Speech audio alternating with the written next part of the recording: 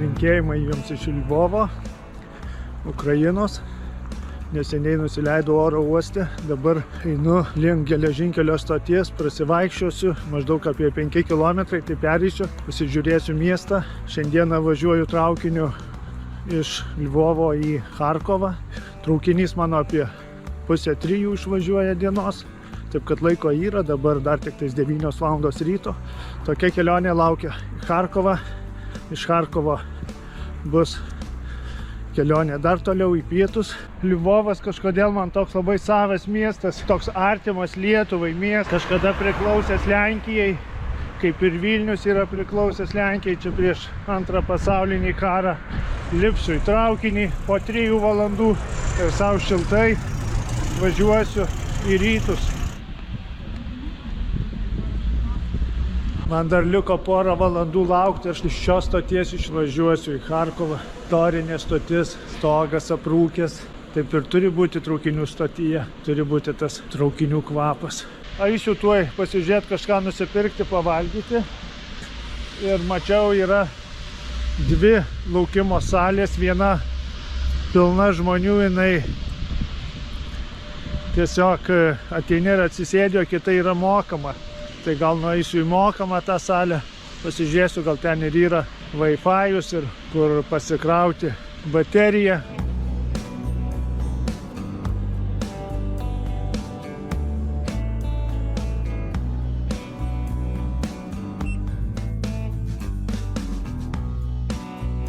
Jau važiuoju daugiau kaip 6 valandas. Ateina naktis, visiškai sutemo. Ir rytoj, ryte dar aš būsiu neprivažiavęs. Pasitikslinau laiką, tik apie 2:30 dienos būsiu Charkove, bet aš niekur neskubu. Yra ir greitesnių traukinių, kurie išvažiuoja 9 valandą vakaro iš Lvovo ir 10 ryte jau būna Charkove. Bet aš specialiai pasirinkau šitą lėtą traukinį. Tiesiog noriu mėgautis kelionę, atsipalaiduoti, apie nieką negalvoti, niekur neskubėti.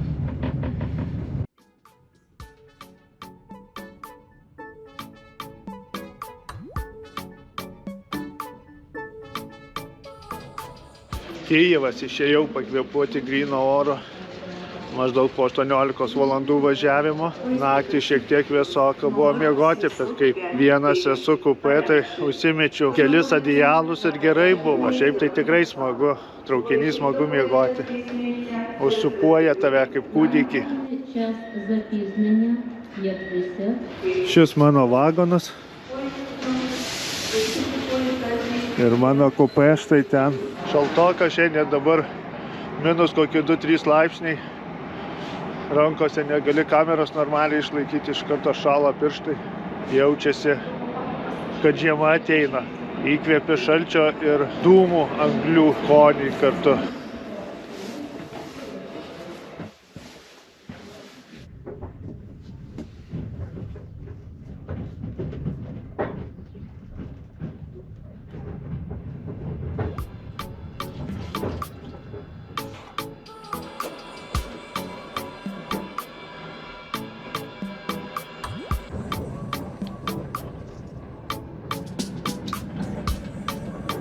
Pusryčiai mano, kažkur esu Ukrainos rytuose.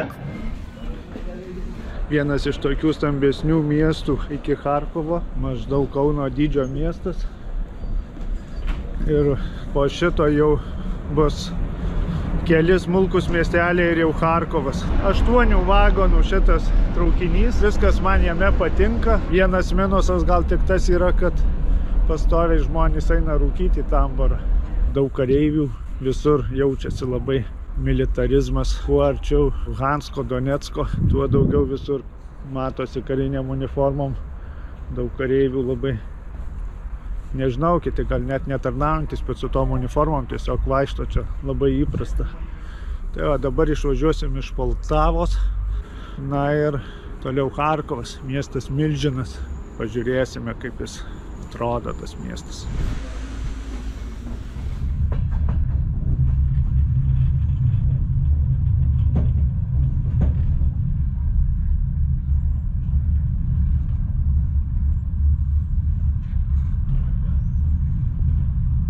Štai aš jau Charkove, pagaliau tam mieste, apie kurį ilgai svajojau, kad atvykti. Pereisiu per centrą, šiek tiek pasivaikščiosiu, laiko ne per daugiausia turiu, o mano traukinys 9, tai kiek čia 4, 5, 6, 7, 8, 9, 6 valandas turiu. Tai pasivaikščiosiu, paskui kažkur reikės ieškoti, kur užeiti stipriai pavalgyti. Atvykau į gruzinų restoraną pavalgyti, labai fainas savininkas, viską papasakoja, išrenka patiekalus, jei nenusimanai. Visa gruziniška atributika yra, aštrios gruziniškos sriubos, paskui šitas, kaip jis ten vadinasi, gruziniška, aš jau dabar pamiršau. Ir dar atneš mėsos patiekalą, nežinau kaip suvalgysiu. Dabar jau vyno nebegersiu, jau ant viršaus tik užgersiu ir viskas, nes nepajėgsiu tiek. Čia šušulį, приятного аппетита. Спасибо. Pažiūrėkit dar ką atnešė.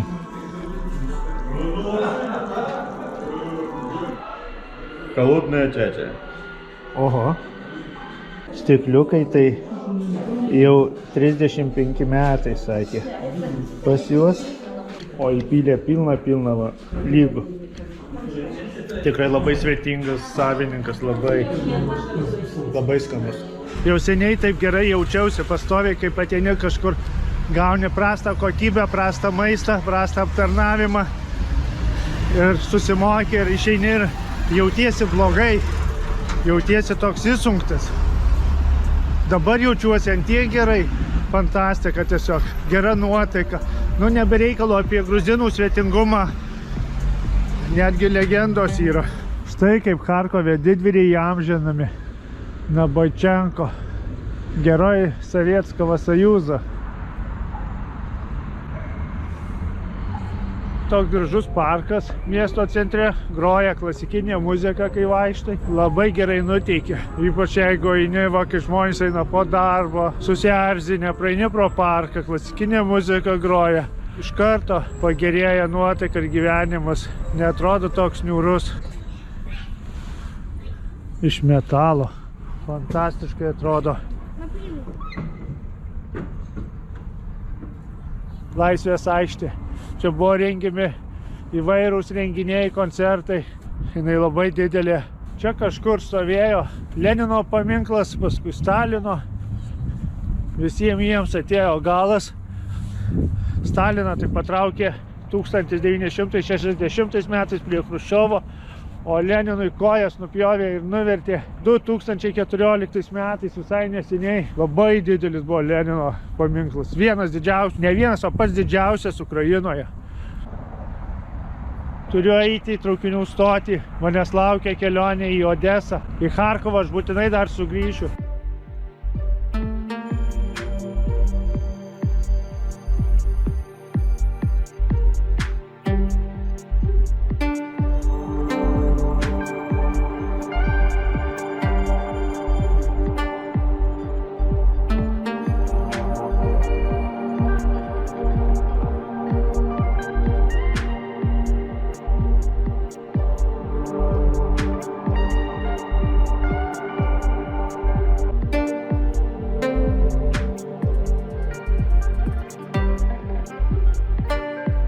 Paragausiu ir aš to tikro tokio keliautojo maisto, kas dažnai keliauna traukiniais, tai supranta, apie ką aš.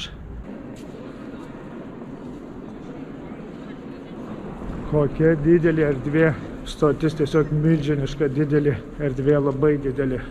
Tiesiog per kamerą tai nepersiduoda, bet erdvė čia tokia didelė. Šviestuvai tie pakabinti tokie didelį, aš skaičiau, kad jie gal po 7 tonas sveria ar kažkas tai panašaus. Pažiūrėkit, čia netgi samavaras kokio dydžio.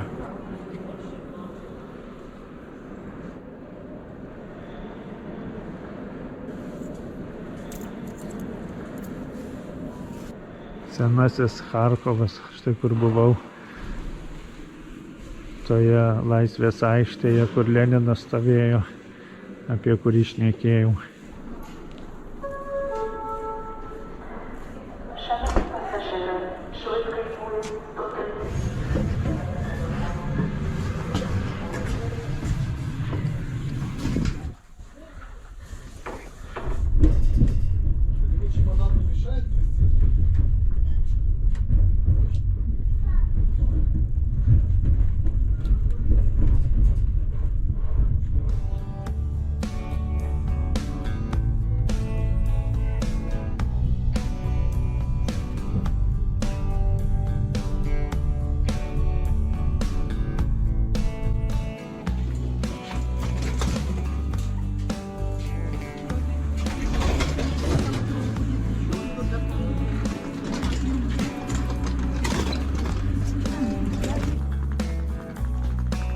pasimetęs miestas didelis, sunku susigaudyti, kur eiti, tai neturiu jokio plano, tiesiog einu į miesto širdį, tai į miesto turgų.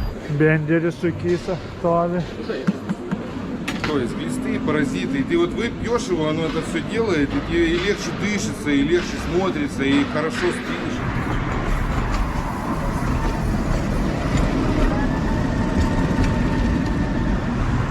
Medyje katinas padarytas, jam guolis ir jis savo ramiai gyvena. Ne tik, kad automobiliai miesto gatvėse numesti, bet net sunkvežimiai. Štai kur tikroji Odesa. Apgriuvę, aptriušę namai, daug šiukšlių visur, purvo. Štai tokia Odesos romantika. Čia visa Ukraina suvažiuoja vasarą poilsiauti. Taip kaip Lietuva į Palangą, taip ir čia suvažiuoja Ukraina. Anksčiau į Krymą važiuodavo, dabar kai Krymas aneksuotas, visi į Odesą suvažiuoja.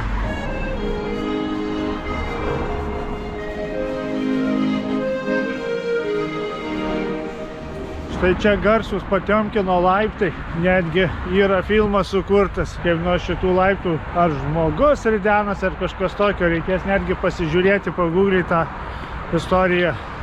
Senas filmas sovietinis apie Potiomkino laiptų šitus.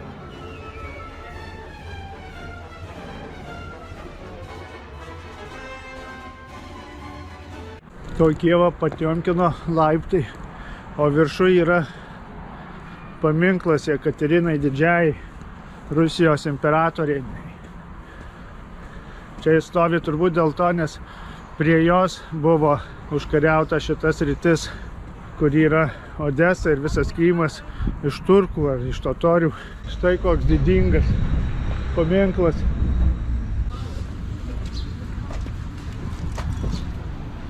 Štai taip eini ir staiga žiūrai, kad nėra kur eiti. Visas praeinamas šaligatvis užstatytas. Turėjo taip brautis.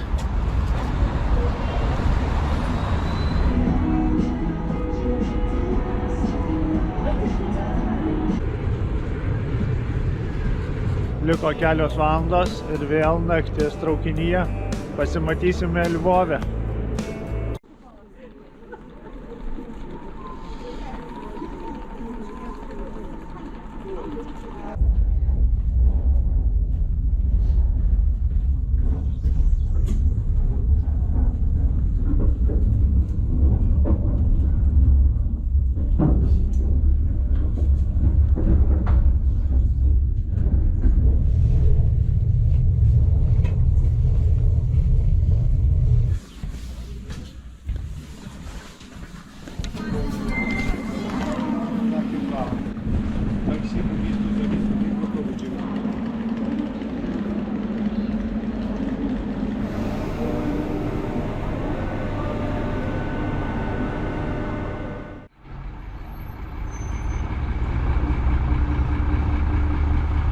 Nusipirkau 2 didelius kruasanus. Visi rekomenduoja, kad užtenka ir vieno, aš nusipirkau 2.